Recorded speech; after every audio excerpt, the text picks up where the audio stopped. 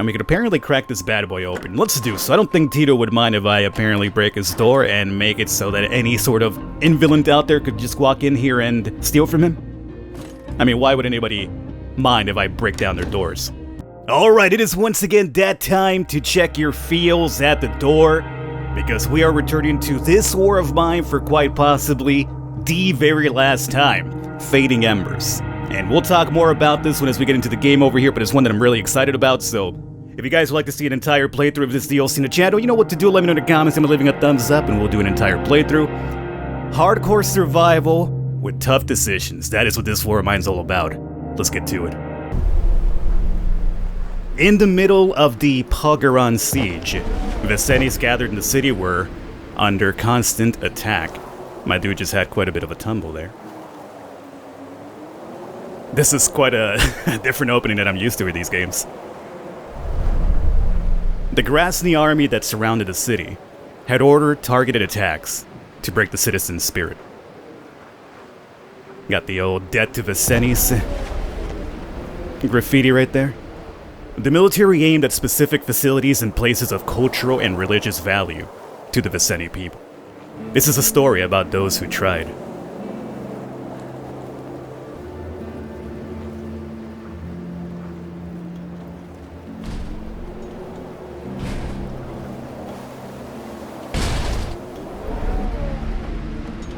Please, help me. My God, what happened to you? Let's get you inside. Well, technically, he already handled that himself. Whether you welcomed it or not. Fading Embers. And based on the premise of the game, it's one of those very, sad games in a sense. This War of Mine always has been. And this is the type of game where I lower the Falcon maybe overly sarcastic charm a little bit, we're a bit more serious. So it's a bit of a different thing if you've never seen one of these playthroughs of mine. It's a contrast to what your boy normally does. But I think it's all about, properly conveying a story, Sometimes it's a time to be funny, sometimes it's a time to be serious, and this is one of those games where mellow it down a little bit, my dude. Alright? So, this is where we start. It's this stranger's backpack. I'm not going to paw through his stuff, but I noticed some religious items inside, a prayer shawl, decorated candle, and something else. I think these might be of great value to him. And let's check him out too. He's getting worse. His forehead is burning, hot, with fever. And he's shivering all the time. Okay. So, let's start off really quickly by doing the usual song and dance, which is go through everything, find any supplies we could find over here, and start building some... Well, what are we lacking here at the moment? We are lacking... I don't see a stove, I don't see a radio. There's a heater up there. There is that. The lock's pretty simple, I should be able to open it. Okay, so for that one, we'll need either a lockpick or a crowbar. Technically speaking, in home, things that are locked up, I like to use a crowbar. If I have lockpicks, I'd rather save them for when we go out scavenging. Sometimes we have to be stealthy and sneak around bandits and army guys, so it's probably best to use lockpicks for those locked areas as opposed to just slamming it down with a crowbar and alarming everybody around. You don't want that happening otherwise. You'll soon be popped in the dome really quickly. And normally for these type of games, I like to do passive runs. I've done a couple of scumbag runs too. For this one, I'll be honest with you, I probably wouldn't mind getting a little bit of scumbaggy just to kind of switch it up, but we'll see. You guys let me know if you want to see a scumbag route, a good-hearted route, if we do more of this. In this extremely cold winter, our struggle for survival seems harder than ever. We need to constantly check the temperature and keep the heater working to make sure we don't freeze to death overnight. If we manage to keep the temperature above 10 degrees, we should be alright. That's 10 degrees Celsius.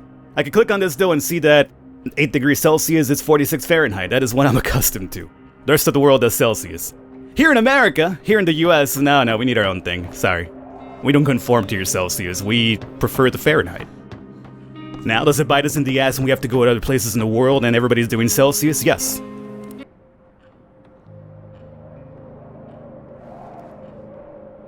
And there's a toy Aurochs he sculpted for me. What do we got here? Story? Oh, we got story, okay. So this one's going to be very heavy on story, but also I read non-linear gameplay, so different ways to take on different things. You know, when I grow up, I'm gonna be an artist just like you. Ha! I bet you are. Great talent runs in your veins. And you've got a lot of passion, that's for sure. Are you laughing at me, Grandpa? Oh, Anja, I wouldn't even dare. Actually, I've got something for you. Come, take a look. What did you sculpt? Is that a horse? Almost. It's a Vicenian aurochs. Have you ever seen one of those before? No, but I think I've read about it in one of your books. These aurochs used to live around Pogaron, right? Oh yes, on the steep slopes of the Vicenian mountains. They used to guide and protect our people for ages. Then they become a symbol of our freedom. Here, take it. Can I keep it? Yes, it's yours now. But you have to take care of it. Just like the aurochs took care of Vicenis in the past.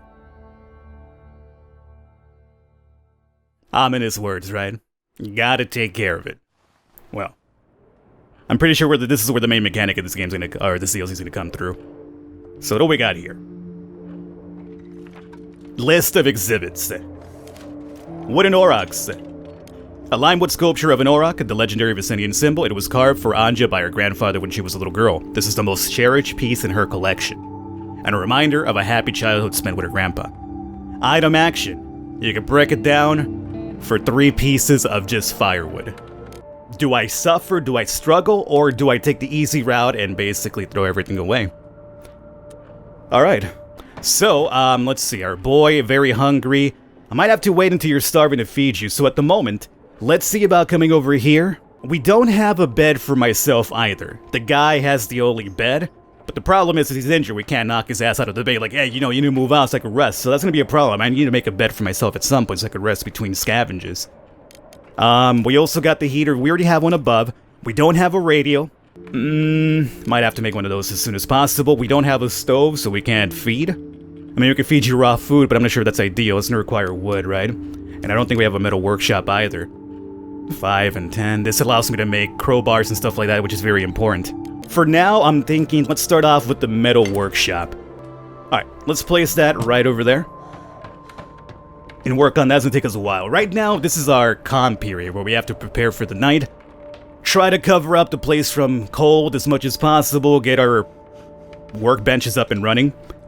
So, we can make a crowbar. It's not gonna cost any wood, which obviously makes sense. So I think, yeah, let's go ahead and make this right now. It's gonna take us an hour to make, but that's fine. The good thing about the crowbar is it has multi-uses, right? So we'll use it right now to crack that open, but we'll still have it later for some other things. Let's go ahead and crack this bad boy open, and hopefully we can find something in here to help this guy out. After this, we have to make our stove, I'm thinking, and then the radio. I'm not sure if we're gonna have enough for everything, though. I don't think we're gonna have enough for everything.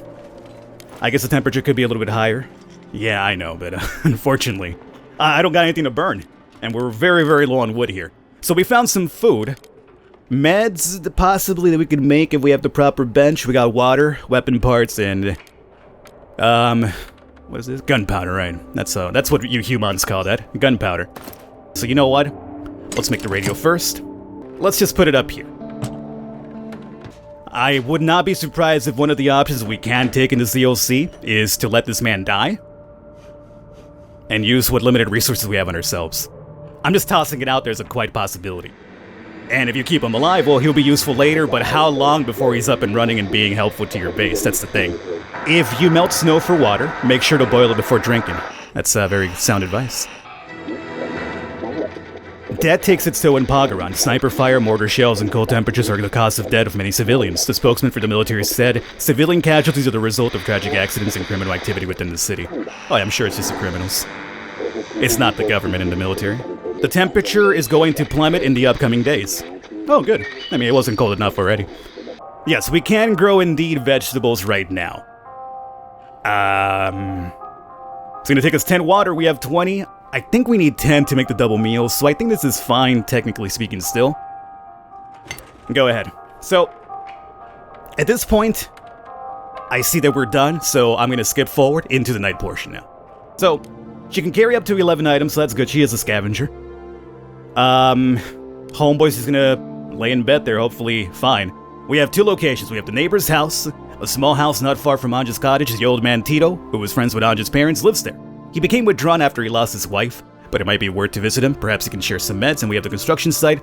This construction site is a sad reminder of the Pagaran development program that this war interrupted.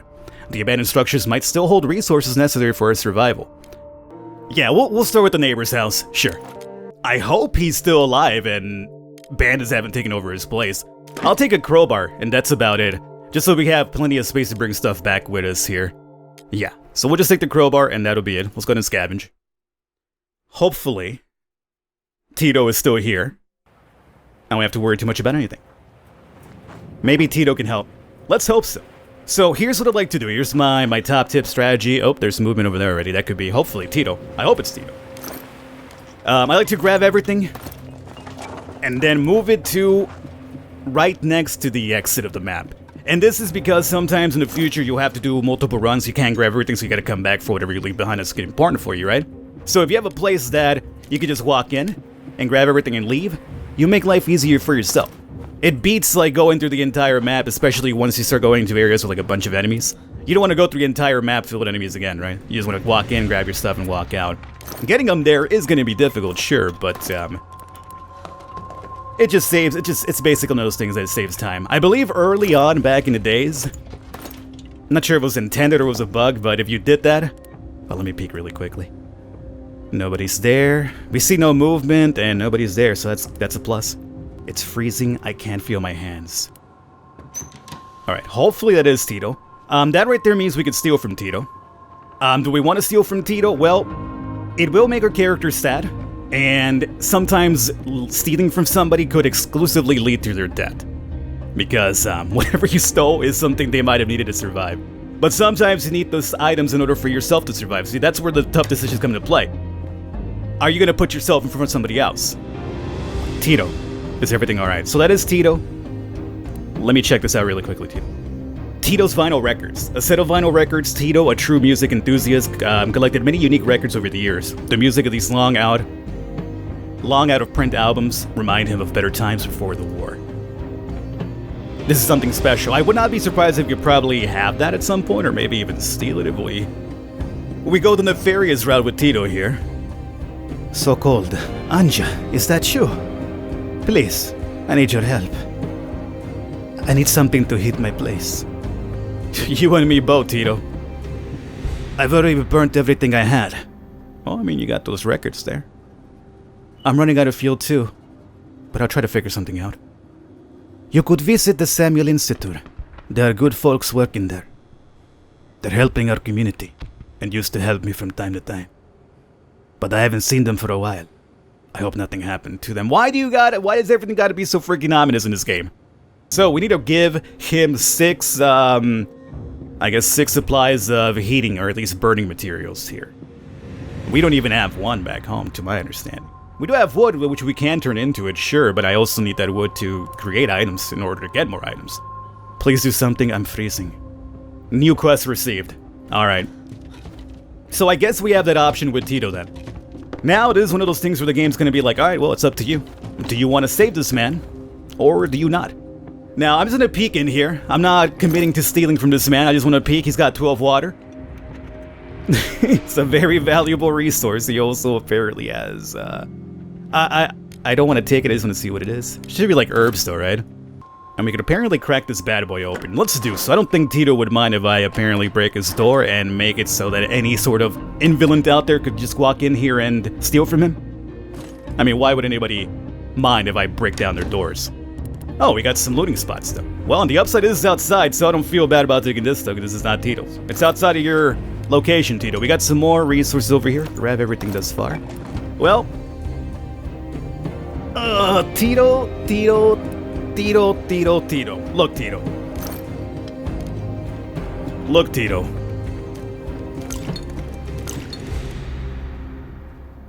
I'm just taking the water, Tito. Oh, I'm sad now. I feel terrible for Tito, but I have to keep it in my own. Yeah, I know. That's the choices you gotta make. Look, Tito, I'm gonna try to get you this warmth that you need, okay? I will try to do that. Or maybe I won't if people want me to be a scumbag with this run. We'll see. It's really up to the viewers, Tito. They'll decide. Grab everything over here. Okay, that's everything for this map. Let's skip out. It might be difficult to gather enough fuel for Tito. Is he starving? He is starving now. Is there like a severely starving level? Or just, does it go starving and then severely starving, or starving, die? Well, we're growing over there, so I guess we have enough for the bed now for me to rest, but then we don't have enough for anything else. So I'm thinking for now we'll make the stove and feed this man. So make this, and we'll put this here next to him, so it'll be a lot easier for us to feed him. But we are out of time. So let me just feed him, get this done, and then we'll start wrapping it up here for the Fading Embers. As I've mentioned, if you want to see more of this in the channel, let me know in the comments, and by leaving a thumbs up, you can definitely do so. Oh, we're missing 2 fire. Well, you know what? We still have enough wood left over, which I was going to use for the bed, but we need 2 fire to cook, unfortunately. I can use components. We have plenty of components, though, but the problem is to make fuel out of the components, you need 4. So it would require 8 components to make 2 fuel. You know what, at this point, I think it sounds like a very, very bad investment. But considering how limited wood is going to be in this DLC, I think maybe, hopefully, they kind of circumvented a little bit by making it so there's more components around. Hopefully, I'm not sure. Alright, so we have the fire now. Let's come over here and cook. And 2 meals. And yeah, this is kind of like the more bang for your buck. Oh, it turns out I didn't really have to steal that water from Tito. It just requires 6 to make the double meal. I thought it'd be like 10 at least, and I know we had 10 left over. Oh, okay, so I was just a scumbag for the sake of being a scumbag. Well, you know, what else is new? And let's go ahead and feed this man right now. I'm hungry myself, but I could wait. I could give myself a couple more extra days here. Come on. Don't give up. You gotta eat. And I think that's basically... Oh, there's somebody there. Well, I was gonna wrap it up there, but alright, let's see what this NPC needs. Anja, hear me out, please. Who is this? Hi, I'm glad to see you alive and well. You must be Anja, am I right? Well, I am, but who are you? Oh, sorry, you might not remember me. My name is Milena. Oh, you're a female. Okay. Milena? I was a friend of your family back in the day.